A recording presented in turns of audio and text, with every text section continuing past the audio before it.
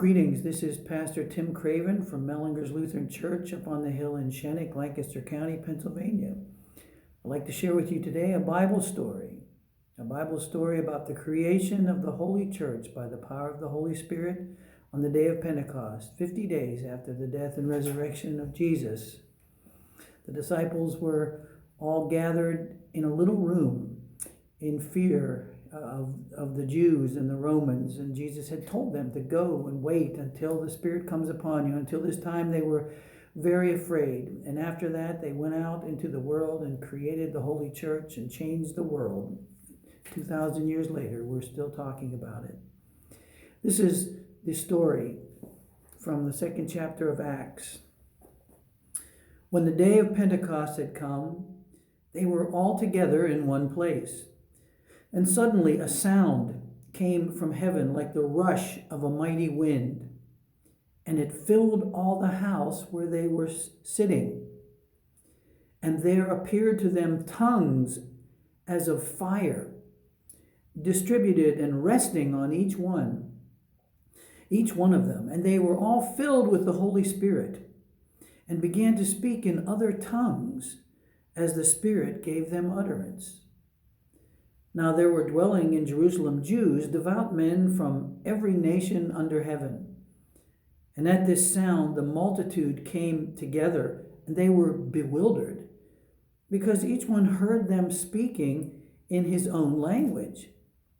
And they were amazed, and they wondered, saying, "Are not all these who are speaking Galileans? How is it that we hear, each of us in his own language? Parthians and Medes, Elamites and residents of Mesopotamia, Judea and Cappadocia, Pontus and Asia, Phrygia and Pamphylia, Egypt and parts of Libya belonging to Cyrene, visitors from Rome, both Jews and proselytes, Cretans and Arabians. We hear them telling in our own languages, in our own tongues, the mighty works of God." And all were amazed and perplexed, saying to one another, "What does this mean?" But others, mocking, said, "They are filled with new wine." But Peter, standing with the 11, lifted up his voice and addressed them. "Men of Judea and all who dwell in Jerusalem, let this be known to you, and give ear to my words.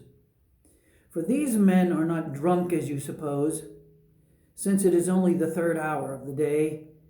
But this is what was spoken by the prophet Joel. This is what was spoken by the prophet Joel. And in the last days it shall be, God declares, that I will pour out my Spirit upon all flesh.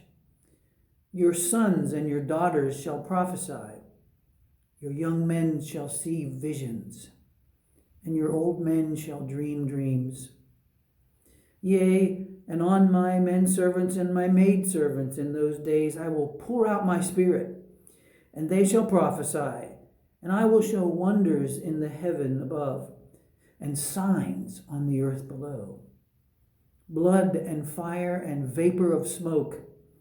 The sun shall be turned into darkness, and the moon into blood, before the day of the Lord comes, the great and manifest day. And it shall be that whoever calls on the name of the Lord shall be saved."